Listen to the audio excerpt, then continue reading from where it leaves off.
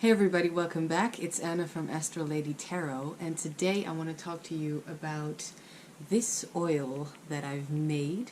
It's a gratitude oil, and I want to explain to you why I felt the need to make this, how I've made it, and why all of this stuff is in here and what it stands for.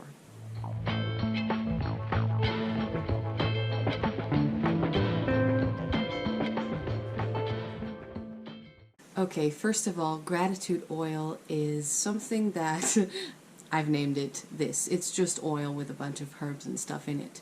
The reason why why I felt the need to make this isn't so that I will finally feel thankful or grateful for all the beautiful things that are happening to me. Not at all.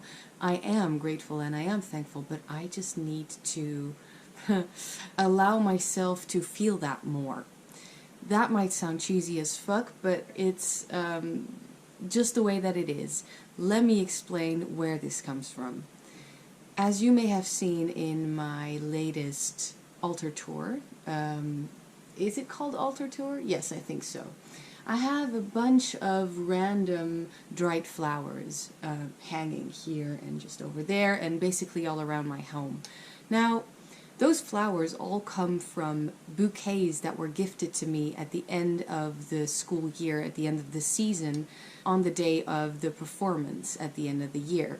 They were gifted to me by students or by the schools I work at.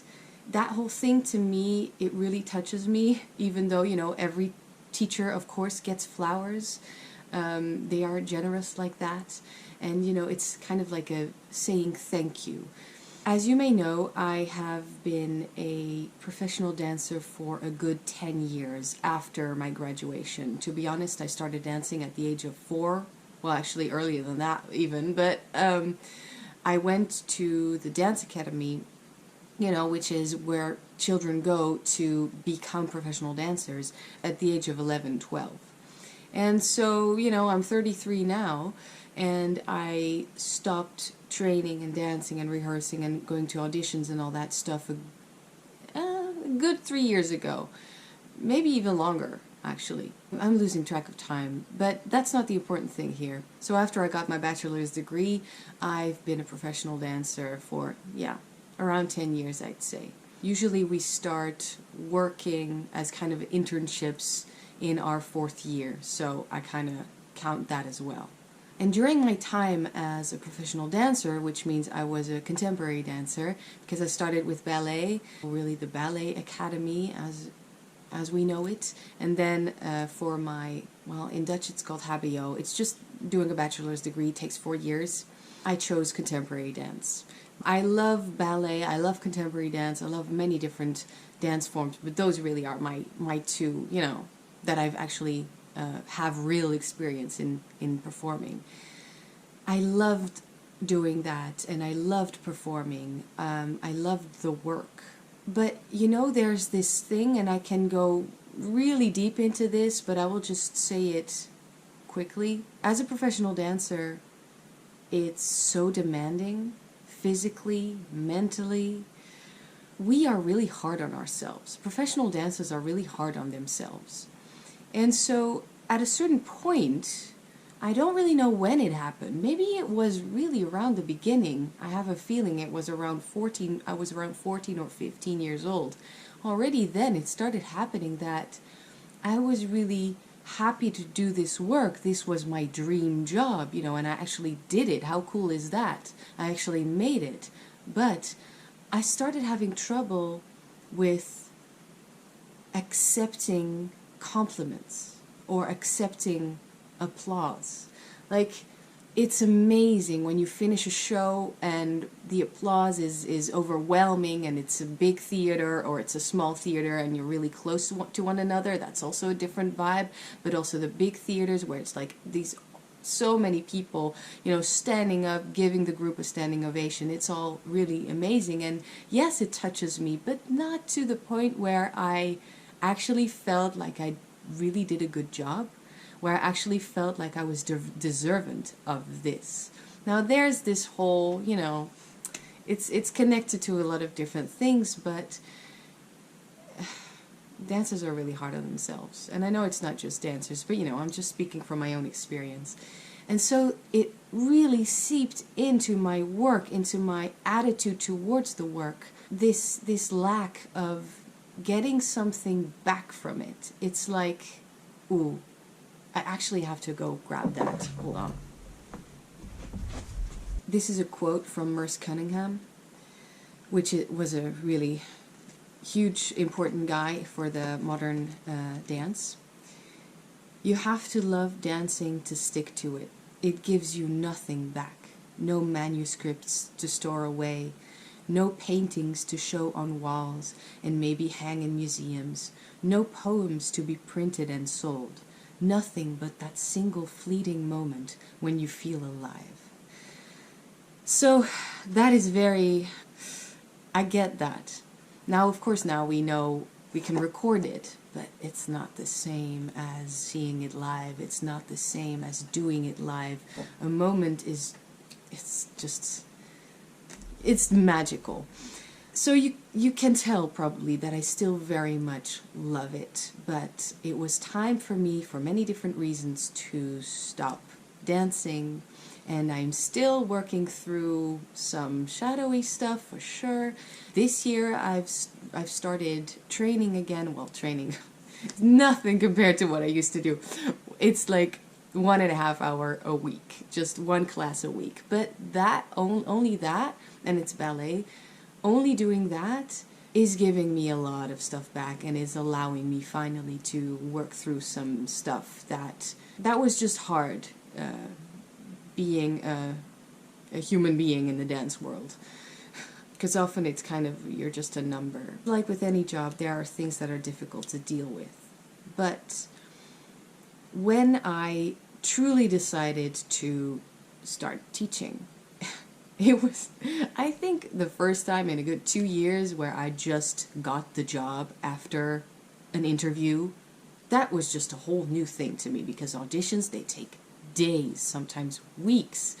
They really stretch it out, man. And auditions is no one's favorite thing. You just have to kind of start, and there are so many of them, so many dancers, but only limited amount of spots. But there are so many auditions, you kind of just have to start looking at them as a free workshop. And even sometimes it's not free, but it's just the way it is, and I no longer have to deal with that. But a whole world opened up to me. First of all, the whole world opened up to me, okay? Because as a dancer, you kind of can only care about dance. And I no longer cared only about dance. I had different interests, I had different things that I loved, I had different things that I wanted to do, and I didn't have that freedom, and so, only I could give myself that freedom. So there I went, dance teacher. I always taught, by the way. I already had quite a lot of experience there, but never I did it as an actual, this is my job kind of thing. And I was always a professional dancer, contemporary dancer, and I also teach. And now I wanted to be the dance teacher. So off I went to different dance schools, and it was something that I had never experienced before, at least not in the dance, anything related to dance, where people just went like, welcome, welcoming me with open arms, which was incredible, and surprising also. I don't know, it's just, I didn't even realize that is what I needed, I had gotten used to, sorry about the noise, I'm just gonna keep going. I had gotten used to this constant, you're lucky to be here kind of attitude. And sure, that is all humbling and stuff, but when that's all you get, and you're already, being super hard on yourself in your head, it's exhausting. And so this was, the starting of the healing process. Long story short, those are some of the most important reasons why or maybe not reasons, but sources, where that is coming from, why I needed to make this gratitude oil, so that I could somehow bring in that feeling and have it stick to me so that it becomes a part of me, so that I want to just, basically I am I am bringing in one of those shattered pieces. Okay, I'm bringing it back and making myself a little bit more whole. Blech.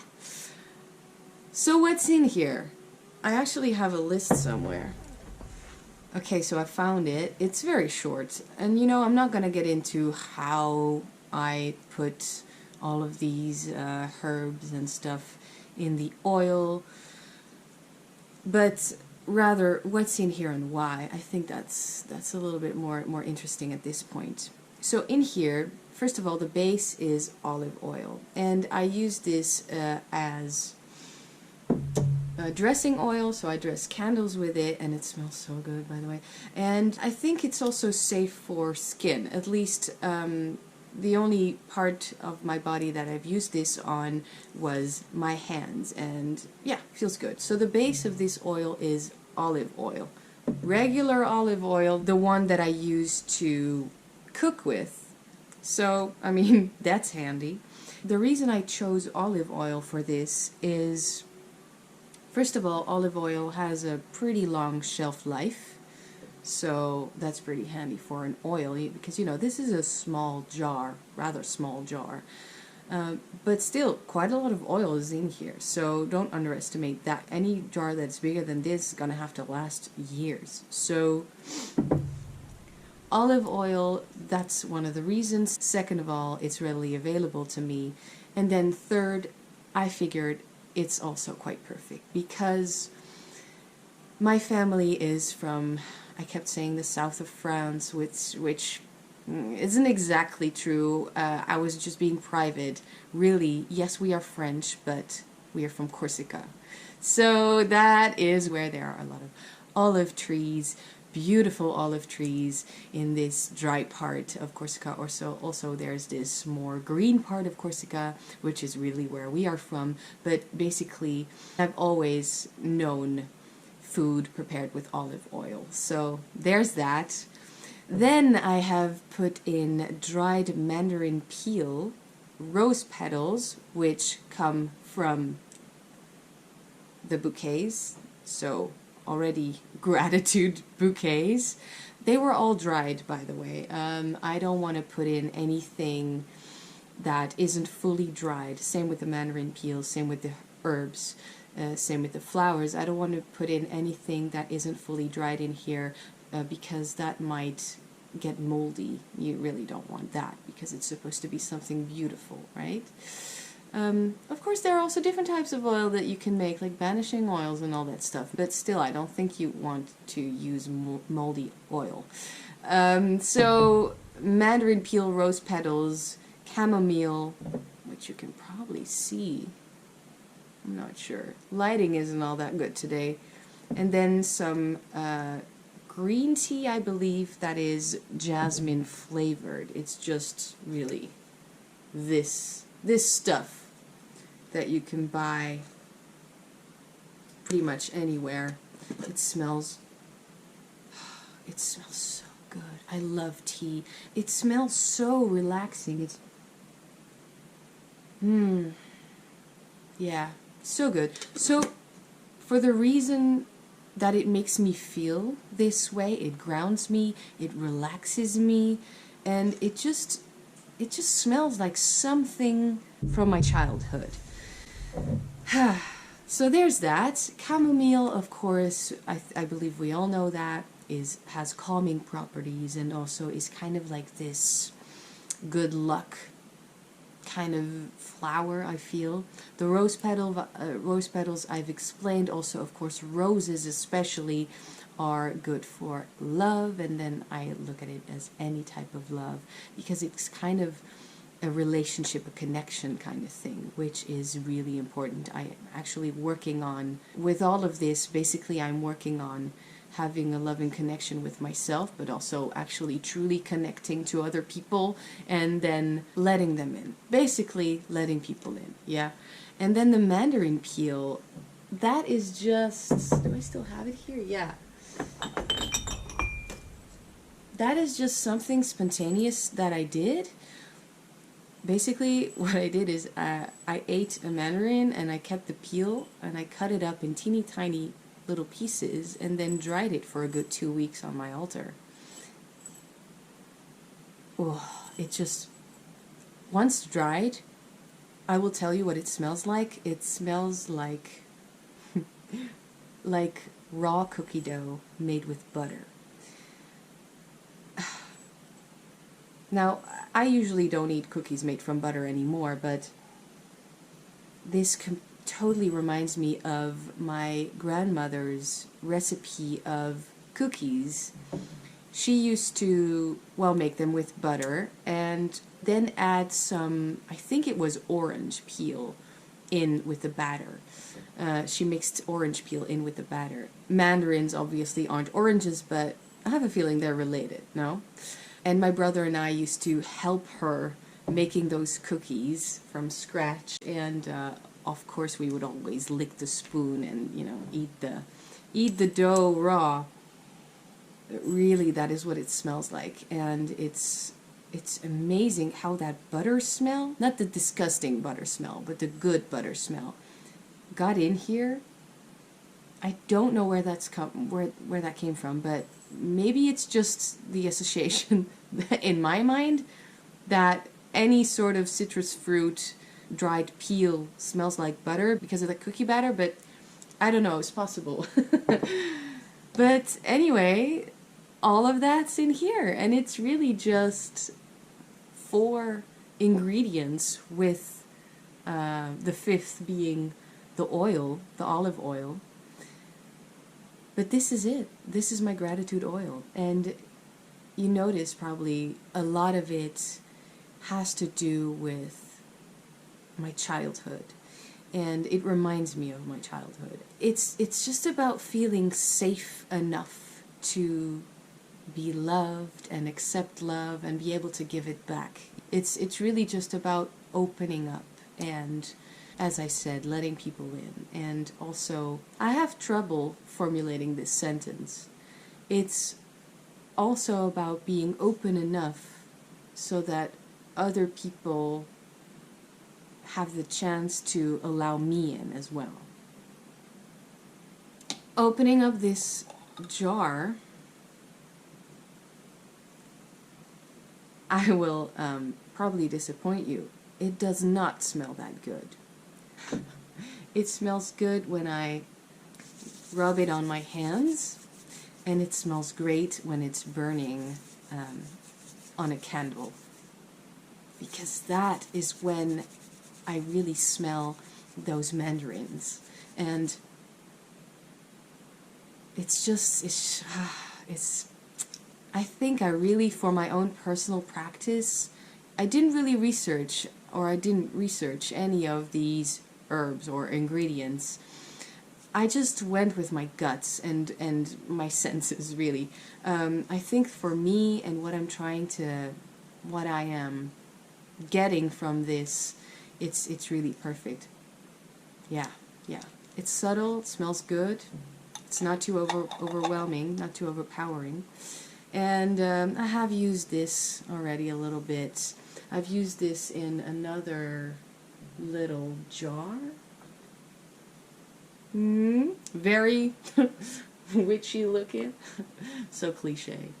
But, and I've also used it on candles already, and yeah, just while dressing a candle, obviously you get shit ton of this stuff on your hands, and so you have to kind of like rub it into the skin. And yeah, the smells, the perfumes, they really help me tune in to what I want to achieve. Now I can tell you something else. I have made this on a, I always have to translate, waxing moon. Yeah, so the moon would be going towards the full moon. And I did this because this is an oil that has the intent of bringing in. And so, of course, I did my own little ritual, little ceremony in order to make all of this work for me, let's just put it that way. And you can see every so often I just hold this little jar in my hands, and and turn it like this, slowly, sweetly, kindly, and I am turning it towards me because I want to bring something in with love, you know? So this is why I'm doing this. I think that's it. I think that this is a recipe that I can reuse, but also it kind of makes me wonder, will I have to? Will I need to? I'm wondering if I'll ever need to remake this.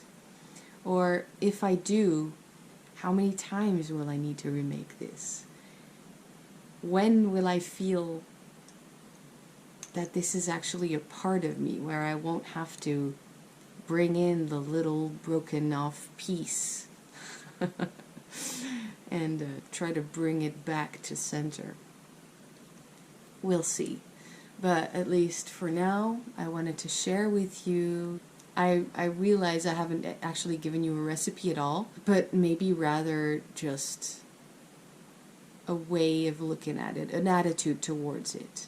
Just so you know where I'm coming from with this. I think you can make many different types of concoctions in magical work for many different reasons, and this was my, so far, most important one. So, there you go. Thanks so much for watching, and I will see you all in the next one.